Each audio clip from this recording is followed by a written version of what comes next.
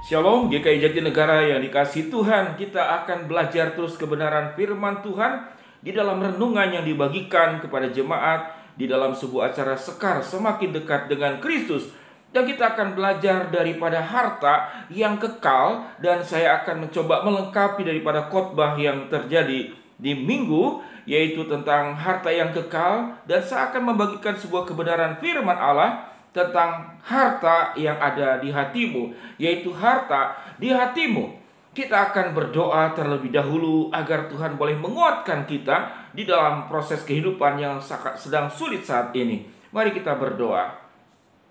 Bapa yang di dalam sorga, Allah yang kami sembah di dalam Kristus, pada saat ini kami merasakan sangat sulit untuk berbicara tentang bagaimana kami bisa memiliki sebuah harta di hati kami di tengah-tengah kesulitan pandemik yang semakin luar biasa dan menyebar kemana-mana. Pada saat inilah ya Tuhan, kami tahu kami hanya bisa mengandalkan Engkau di atas segala-galanya. Di dalam nama Tuhan Yesus kami berdoa. Amin. Shalom GKI Jatinegara yang dikasihi Tuhan, saya akan bacakan sebagian kebenaran firman Allah. Setelah itu kita akan mendengarkan sebuah pujian yang saya buat untuk boleh menguatkan jemaat sekalian di dalam situasi yang sulit ini. Firman Tuhan terambil di dalam Yohanes 14 ayat yang ke-27. Demikian firman Tuhan. Damai sejahtera ku tinggalkan bagimu, damai sejahtera ku kuberikan kepadamu, dan apa yang kuberikan kepadamu itu dikatakan tidak seperti yang diberikan oleh dunia kepadamu. Janganlah gelisah dan gentar hatimu. Kita akan mendengarkan sebuah pujian sebelum mendengarkan renungan. Sebuah lagu, bahagia itu ada di hatimu, bukan ada yang di luar. Selamat mendengarkan, saya karang. Ya, buat kamu saja, yang lain gak usah lihat ya. Ya kamu saja, ya kamu. So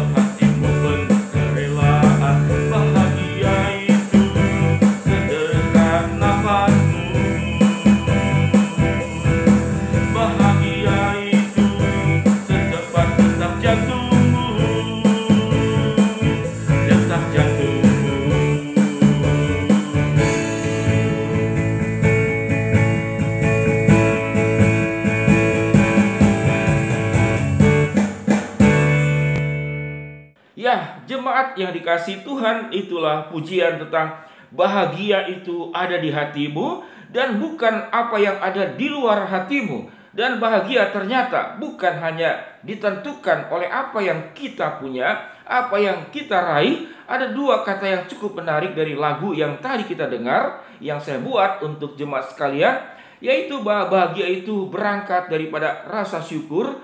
Yang kedua, bahagia itu berangkat daripada kerelaan. Yaitu bahagia yang berangkat daripada kerelaan, rasa syukur dan kerelaan. Kenapa rasa syukur? Rasa syukur berarti seseorang yang bahagia itu menghitung sedemikian banyak berkat Allah yang terjadi dalam kehidupan kita, dan bukan menghitung hal-hal yang tidak menyenangkan kita. Sewaktu kita terbiasa bersyukur dengan apa yang ada pada kita, kita akan menjadi orang yang punya harta di hati kita. Kita akan menjadi punya hati yang penuh dengan sukacita dan penuh dengan kebahagiaan. Sehingga harta yang sesungguhnya dan harta yang kekal pada akhirnya, yang terpenting adalah suasana hati kita.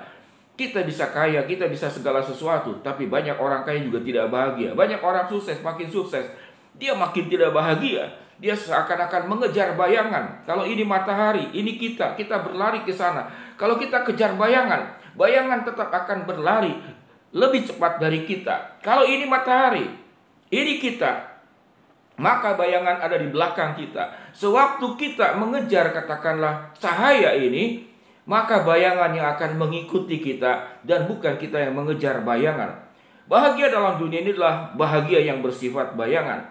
Sehingga jemaat yang dikasihi Tuhan, tetaplah kuat, dan firman Tuhan mengajarkan kepada kita, damai sejahtera ku tinggalkan bagimu, damai sejahtera ku berikan kepadamu, dan apa yang ku berikan tidak seperti yang diberikan oleh dunia kepadamu. Janganlah gelisah dan gentar hatimu.